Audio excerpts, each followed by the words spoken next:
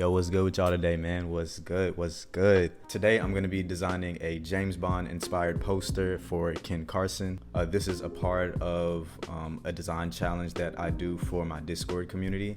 Yeah, let's go ahead and jump right into it, man. I usually like to start off designing in Adobe Illustrator.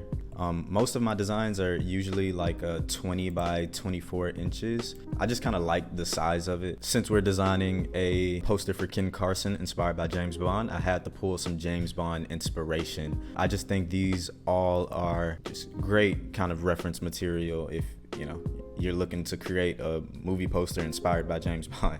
So yeah, I think all of these are really sick. This one's probably my favorite as far as inspiration for my poster. I think I may be pulling inspo from this one a lot. I just like the composition of it. I pulled a bunch of images for Ken Carson. I think these will work very well. I haven't planned too much for what I'm gonna do. Don't really know what I'm gonna do. Let's go ahead and try and whip something up, man. Let's go ahead and try and whip something up.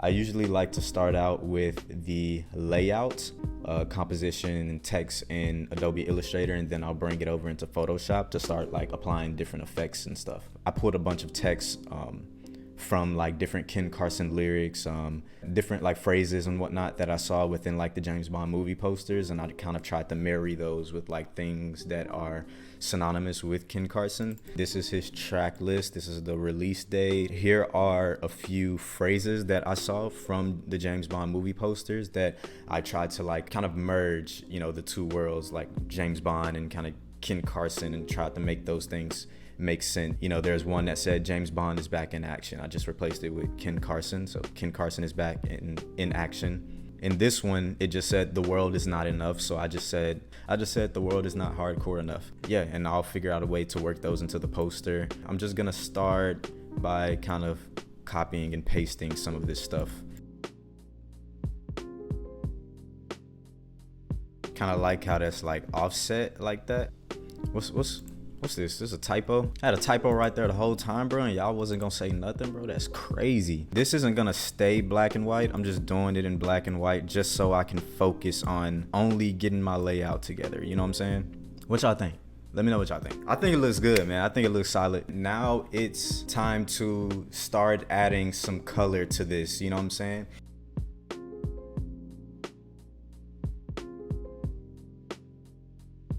Yeah, this is looking pretty, not bad. We got a lot of work to do though, still. Let's go ahead and start kind of loading in this layout that we have here into Photoshop.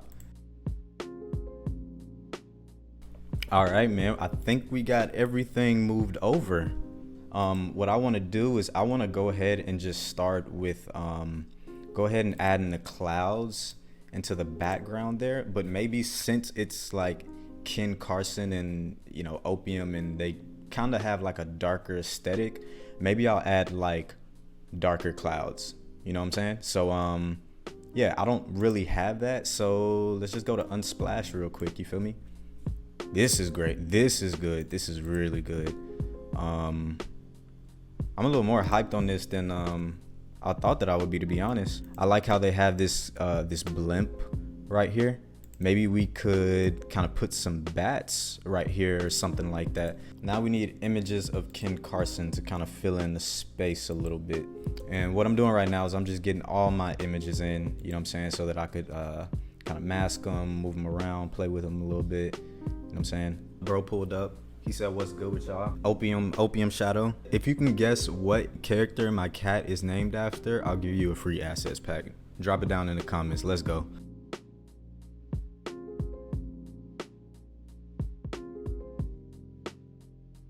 I think this looks good. I just need to we just kind of need to start working in some texture, maybe, because texture save the day every time, bro. It's just something about some good texture, bro, that just say the day.